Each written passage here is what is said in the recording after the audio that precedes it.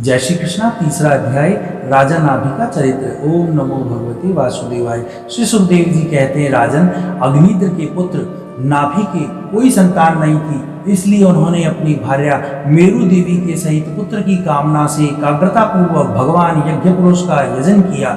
यद्यपि सुंदर अंगों वाले श्री भगवान द्रव्य, देश, काल, मंत्र, ऋत्विज, दक्षिणा और विधि इन सब यज्ञ के साधनों से सहज में नहीं मिलते, तथापि वे भक्तों पर कृपा करते ही हैं। इसलिए जब महाराज नाभि ने श्रद्धापूर्वक विशुद्ध भाव से उनकी आराधना की, तब उनका चित्त अपने भक्त का अभिष्ट कार्य करने के लिए उत्सुक हो गया। यद्यपि उनका स्वरूप सर्वथा स्वतंत्र है, तथापि उन्होंने प्रवर्ग्य कर्म का अनुष्ठान होते समय उसे मन और नयनों को आनंद देने वाले अवयवों से युक्त अति सुंदर हृदयाकर्षक मूर्ति में प्रकट किया। उनके श्री अंग में रेशमी पीतांबर था, वक्ष स्थल पर सुमनोहर श्रीवत्सिन सुशोभित था, भुजाओं में शंख, चक्र, गदा, पद्म और गले में वनमाला और कौस्तुभ मणि शोभायमान थी। संपूर्ण शरीर अंग प्रत्यंग की कांति को बढ़ाने वाले किरण जाल मंडित मणिमय मुकुट, कुंडल, कंकण, करधनी, हार, बाजूबंद और नुपुर आदि आभूषणों से विभूषित था। ऐसे परम तेजस्वी चतुर्भुज मूर्ति पुरुष विशेष को प्रकट हुआ देख ऋत्विज सदस्य और यजमान आदि सभी लोग ऐसे आह्लादित हुए जैसे निर्धन पुरुष अपार धनराशि देखकर फूला नहीं समाता।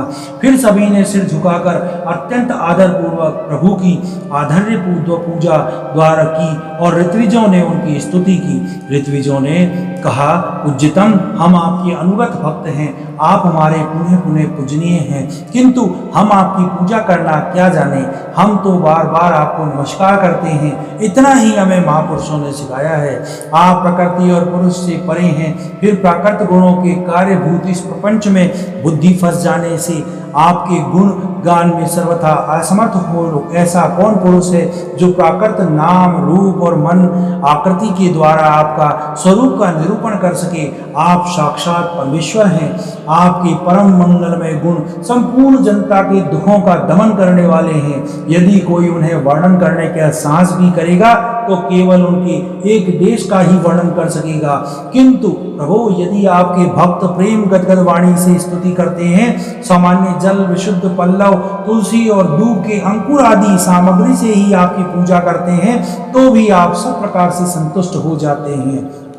हमें तो अनुराग के सिवाय द्रव्य काल आदि अनेकों अंगों वाले यज्ञ से भी आपका कोई प्रयोजन नहीं दिखलाई देता, क्योंकि आपसे स्वतः ही क्षण क्षण में जो संपूर्ण पुरुषार्थ का फलस्वरूप परमानंद स्वतः ही निरंतर प्रादुर्भाव होता रहता है। आप साक्षात कर वो सबके स्वरूप ही उसके स्वरूप ही हैं। इस प्रकार यद्यपि आपको इन यज्ञादि से कोई प्रयोजन नहीं है, तथापि अनेक प्रकार की कामनाओं की सिद्धि चाहने वाले हम लोगों के लिए तो मनोरथ सिद्धि का पर्याप्त साधन यही होना चाहिए। आप ब्रह्मादि परम पुरुषों की अपेक्षा भी परम श्रेष्ठ हैं। हम तो यह भी नहीं जानते कि हमारा परम कल्याण किस में है और न हमसे आपकी यथोचित पूजा ही बनती है।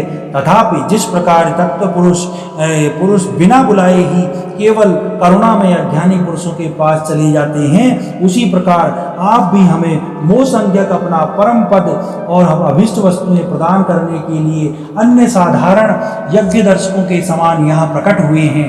पूज्यतम, हमें सबसे बड़ा वर तो आपने यही दे दिया कि ब्रह्मादि समस्त वरदायकों में श्रेष्ठ होकर भी आप राशि नाभि के इस यज्ञशाला में साक्षात हमारे नेत्रों के सामने प्रकट हो गए।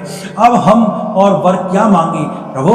आपके गुणगणों का गान परम मंगलमय हो। जिन्होंने वैराग्य से प्रज्वलित हुए ज्ञानाग्नि के द्वारा अपने अंतःकरण में राग द्वेषादि संपूर्ण मनों को जला डाला है, अतः जिनका स्वभाव आपके ही समान शांत है, वह आत्माराम मुनियों भी निरंतर आपके गुणों का गान ही किया करते हैं। अतः हम आपसे यही वर मांगते हैं कि गिरने, ठोकर खाने, छींकने अथवा जवाही लेने और संकट आदि के समय एवं जड़ और मरणादि की अवस्थाओं में आपका स्मरण ना हो सकने पर भी किसी प्रकार आपके सकल कलिमलकल विनाशक भक्तवत्सल दीन बंधु आदि गुण घोतक नामों का हम उच्चारण कर सकें।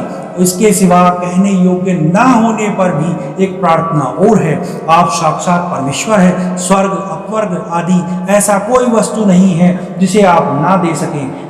तथापि ऐसा कोई कंकाल किसी धन लुटाने वाले परम उदार पुरुष के पास पहुंचकर भी उससे भूसा ही मांगे, उसी प्रकार हमारे यजमान यह राशि नाभि संतान को ही परम पुरुषार्थ मानकर आपके ही समान पुत्र पाने के लिए आपकी आराधना कर रहे हैं। यह कोई आश्चर्य की बात नहीं।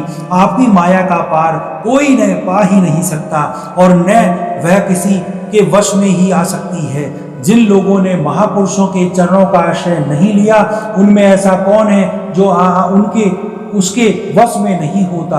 उनकी बुद्धि पर उनका पर्दा नहीं पड़ जाता है और विषय रूप विष का वेग उनके स्वभाव को दूषित नहीं कर देता। देव आप भक्तों के बड़े बड़े काम कर देते हैं। हम मंदमती के कामनावश इस तुच्छ कार्य के लिए आपका आह्वान किया है, यह आपका अनादर ही है, किंतु आप समदर्शी हैं, अतः हम अज्ञानियों की इस दृष्टता को आप क्षमा कीजिए। श्री सुखदेव जी कहते हैं, राजन, वर्षाधिपति नाभि के पूज्य ऋतुजों ने प्रभु के चरणों की वंदना करके जब पूर्वोक्त स्त्रोत से स्तुति की, तब देवश्रेष्ठ श्री हरि ने करुणावश इस प्रकार कहा। श्री भगवान ने कहा, ऋषियों, बड़े असमंजस्य की बात है। आप सब सत्यवादी महात्मा हैं। आपने मुझसे यह बड़ा दुर्लभ वर मांगा है कि राजश्री नाभि के मेरे समान पुत्र हो। मुनियों, मेरे समान तो मैं ही हूँ, क्योंकि मैं आदित्य हूँ, तो भी ब्राह्मणों का वचन मिथ्या नहीं होना चाहिए।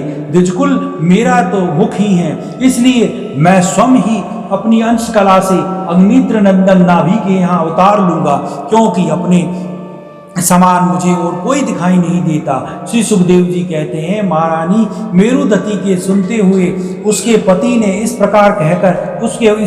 इस प्रकार कहकर भगवान अंतर्ध्यान हो गए। विष्णुदत्त परीक्षित, उन यज्ञों ने महर्षियों के द्वारा इस प्रकार प्रसन्न हो जाने पर श्री भगवान महाराज नाभि का प्रिय करने के लिए उनके रनिवास में महारानी मेरुदत्ती के गर्भ से दिगंबर सन्यासी और उदर्वरेता मुनियों का धर्म प्रकट करने के लिए शुद्ध सत्व में विग्रह प्रकट किया। तीसरा अध्याय समाप्त। ओम नमो भगवते वासुदेवाय।